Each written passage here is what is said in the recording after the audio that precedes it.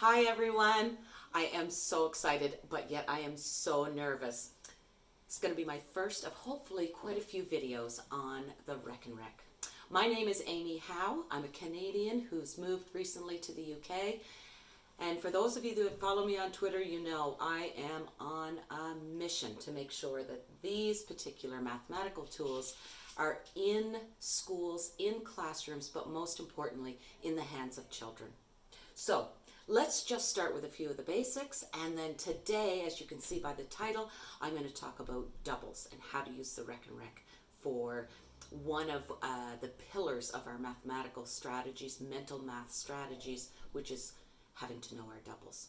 So first things first, I always introduce this by having children talk about the Rekenrek and what do they notice. But what I'm going to get right into are the two rules. So there are two rules with the Rekenrek. And the first one is called ready position. Now, ready position is based on when the red beads, I tell them, are ready to go. If your Rekenrek has this particular position, you're in ready position. If they start off, and most adults and children think that this is ready position, I tell them no, the red beads are kind of hidden behind the white beads. And so what I want them to do is I want them to say, are you in ready position? And then how do you know?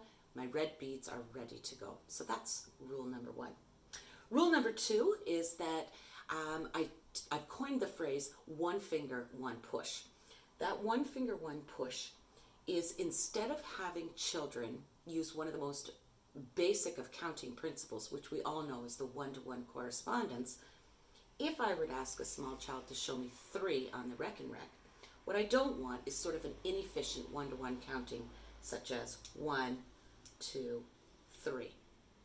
Although that reinforces one-to-one counting, my goal is to get them to begin to subbatize and to begin to know quantities without counting. So what I want them to do is, if they are still in need of that one-to-one correspondence, I get them to count first, 1, 2, 3, and then with one finger, one push, they simply bring the beads over. So those are the two rules. Ready position, one finger, one push. Now, as we also notice on the Rekenrek, this particular mathematical tool is so visual. And not only is it that visualness that helps children to see the 5-ness of 5 and the 10-ness of 10, it's also hands-on. But let's face it, it's also mess-free. Everything is self-contained. It's like an all-inclusive mathematical tool. So, having children subbatize one-to-one, do that one finger, one push, all of these things start to make sense the more children are using them. But most of all, we want children to talk. We want them to say, how do you know? What do you notice? So I mentioned that this was going to be about doubles, and the reason I chose doubles as my first video was because I feel that it's one of the pillars of the mathematical strategies or mental math strategies that children have to know, but they tend to guess. They come to school with a pretty solid understanding of what's 1 plus 1, 2 plus 2, all the way up to 5 plus 5, probably because of their fingers. Once we get past 5 plus 5, the guessing begins. And so in all the years that I've been teaching, we've been trying to come up with little strategies or pictures that can help children to remember what is 7 plus 7, and rather than them yelling out 17 because they hear 7 and 7, and then continue to guess, I don't know, is it 15, is it 16, is it 14? What I want them to do is I want them to know it. And how we get to know it with the Rekenrek is by having them visually build 7 plus 7. So looking at our Rekenrek, if I were to ask children to build 7 on the top row, they would hopefully, with one finger, one push, do it like this. Some may count individually. Some children will say to me, when I say, how do you know that's 7? They'll say, well, I know it's 5 red beads, and then I count it on. Or I know that 5 plus 2 is 7. When we're talking about doubles, what we do on the top, we do on the bottom.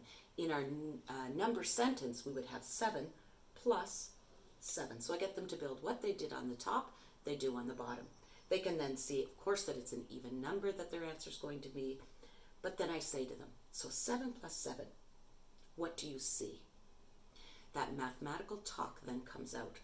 And one child says, well, I see that it's all the red beads, which is 10, 5 and 5, and then I see 4 white beads, 2 and 2. So in essence, what they're doing is instead of memorizing what's 7 plus 7, they're thinking about 7 as 5 and 2. They're partitioning that number and thinking, I know this fact, 5 and 5 are 10. I know 2 and 2 are 4. And then they can combine those two and say the answer is 14. If we were to do 6 plus 6, once again I say to them, what do you see? They see all the red are 10, 1 and 1 is 2, and the answer is 12. You're going to notice that each time I do this, I go back to ready position. I never want children to build on from what they have. That whole process of building and thinking and subitizing and knowing a quantity is so important. So let's do one more. Let's do 9 plus 9. We have a child that builds with one finger, one push, 9 on the top, 9 on the bottom. My next question, what do you see? What do you notice? You'll have a few answers with this, and I have a few answers when I do these workshops with teachers. Someone will say, well, I see 5 and 5 are 10.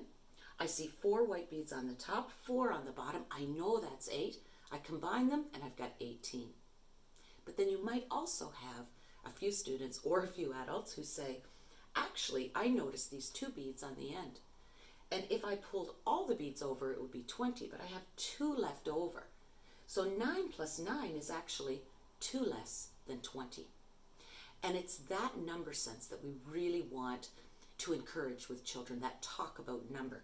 I know 9 is very close to 10. I know the other 9 is close to 10. So maybe instead of memorizing what's 9 and 9, they start to think of it as 2 less than 20. These are strategies that children can do, and eventually I can leave the Rekenrek in front of the class and I ask them, can you close your eyes? Can you build 8 on the top? What does that look like? Children close their eyes and they say, all the red beads and 3 white beads. And I say, perfect. Can you build the same thing in your mind on the bottom? And what they'll call out and say is, I see the same thing, all the red beads and 3 white. And then I say, how many is that all together? All the red beads are 10. 3 plus 3 are 6. It's 16. So eventually they have a visual strategy that they can use when they're trying to recall and have that automaticity on their doubles. So back to ready position. I've come to the end of my very first video on Rekenrek. If you're interested, please by all means follow me on Twitter. Hopefully you'll see that I'm beginning to go global with this. I've been to all kinds of countries. I have been really excited about the feedback from teachers and the feedback from students as I go and promote this incredible tool. And you're thinking, it just does the doubles. Oh, it's just, 20 beads. It's so limited. Hopefully, one of these next videos that I'll do soon will be with the 100 bead Rekenrek, and we'll talk about some of the amazing mathematical concepts that I've started to cover using the 100 bead Rekenrek. So stay tuned. Please follow me on Twitter and get in touch with me if you are interested. And if you haven't got a Rekenrek and you might be wanting to buy some of these environmentally friendly ones, you can also find those on my website, Rekenrek101.com. Thank you so much for watching. I hope I've inspired you a bit, and maybe we'll see you next time.